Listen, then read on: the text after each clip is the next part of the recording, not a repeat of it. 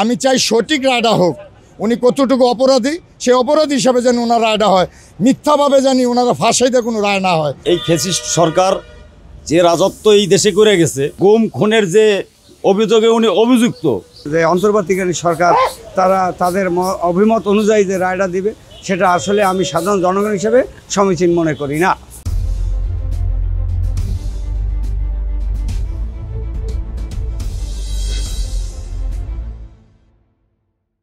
জি, আজকে যে রায় হচ্ছে সেই রায়টা হয়তো কতটুকু বাস্তব সত্য এটা আমরা জানি না, আইন বিশেষ যারা আছে তারা জানে।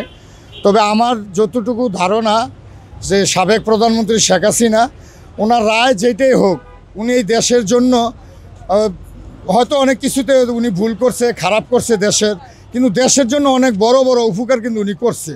উনি এই দেশটারে যেভাবে করছে, যখন আপনার ফ্লাইওভার বলেন, মেট্রো রেল বলেন, আরও বিশেষ পদ্মা সেতুর বলেন, অনেক ধরনের বড় কাজ উনি করছে। তবে উনি অন্যায়ও করছে, উনি একতরফা করছে। যেমন লিবিয়ার গাদ্দাফি 42 বছরের দেশ শাসন করছে, তারপর কিন্তু ওনার পতন হয়েছে। তো এরকম এই দেশে বাংলাদেশের কাজ আমার হিসাবে একমাত্র হোসেন মোহাম্মদ এরশাদ আর হইলো আমাদের সাবেক প্রধানমন্ত্রী শেখ হাসিনা, উনি করছে বেশি কাজ। তো যাই হোক, ওনার রায় হবে। উনি অন্যায় করছে, যতটুকু অন্যায় উনি করছে, ওনার অন্যায় অনুযায়ী ওনার যে রায় হবে, ওই রায়টা আমার হিসাবে যেটা সঠিক হিসাবে ওনার রায় করা উচিত। আর উনি আরেকটা ভুল করছে, উনি সেনাপ্রধানের সাথে কথা হোক বা দেশের কারোর সাথে কথা বলে উনি দেশ ত্যাগ করছে, কিন্তু এখানে লক্ষ লক্ষ কোটি কোটি জনগণ আওয়ামী লীগপন্থী আছে এই দেশে, এখনও আছে। ওনারা কিন্তু বিপদে পড়ে গেছে। এই যে 13 তারিখ মোবাইল হোক, ফেসবুক হোক, একটা কারফিউ বা ধর্মঘট বা একটা কিছু ডাকছিল, সেটা কিন্তু মোটামুটি পালন হয়েছে। লকডাউন ডাকছিল, মোটামুটি কিন্তু পালন হয়েছে। অনেকে গাড়ি ছাড়ে নাই। হ্যাঁ, তো যারা বিএনপি পন্থী হয়তো ওনারা বলবে না, বা আওয়ামী লীগ পন্থী ওনারা একটু বেশি বলবে।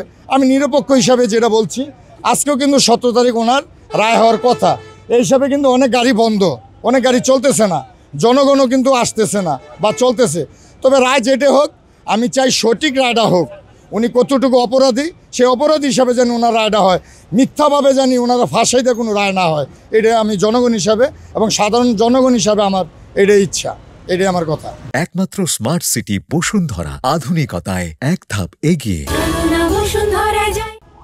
রায় তো শুধু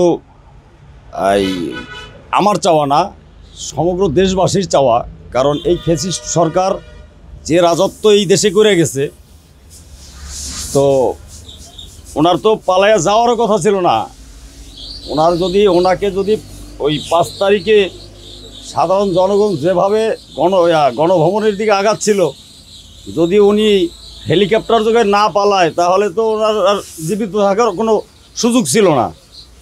তো এই যে দুর্নীতি এবং গুম খুনের যে অভিযোগে উনি অভিযুক্ত, ওনার ফাঁসি কার্যকর হোক, এটা আমার চাওয়া না, এটা সমগ্র দেশবাসীর চাওয়া। ছাত্র জনতার যে আন্দোলনের মাধ্যমে ওনাকে বিতাড়িত করা হয়েছে, এই ছাত্র জনতার এখন একটাই চাওয়া, এই ফ্যাসিস্ট সরকারের প্রধানকে ফাঁসির দণ্ডে দণ্ডিত করা হোক।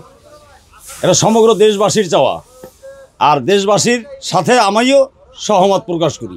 আমাদের ভাবনা কি, আমাদের ব্যবসা বাণিজ্য সব সচল থাকবে, ঠিক আছে। ওনার রায়টা জানে সুস্থভাবে হয়, ভালো রায় হয়, মানুষের জনগণ জানে যে রায়টা চায় সেই রায়টাই জানি দেয়। জনগণ তো আপনি কি চান আসলে?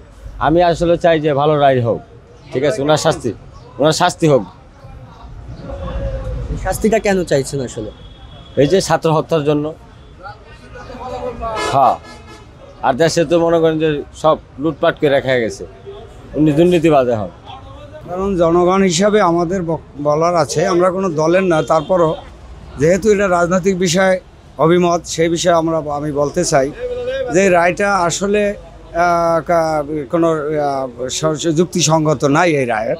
কারণ এই রায়ের একটা দীর্ঘমেয়াদী সময় আছে, তদন্ত সাপেক্ষ আছে, এবং যে কোনো একটা মামলা, খুন, মার্ডার, যে কোনো হত্যা মামলার, যে কোনো অপরাধের, যে কোনো আগুন সন্ত্রাসের একটা সময় নিয়ে তাকে তার তদন্ত করতে হয়। তদন্ত প্রতিবেদন দাখিল হবে, সেই তদন্ত প্রতিবেদনের উপর রায় হবে। কিন্তু এখন যে রায়টাই হবে সেটা সরকারিভাবে, সেটা বর্তমান যে তত্ত্বাবধায়ক সরকারের বা যে অন্তর্বর্তীকালীন সরকার তারা তাদের অভিমত অনুযায়ী যে রায়টা দিবে সেটা আসলে আমি সাধারণ জনগণ হিসেবে সমীচীন মনে করি না।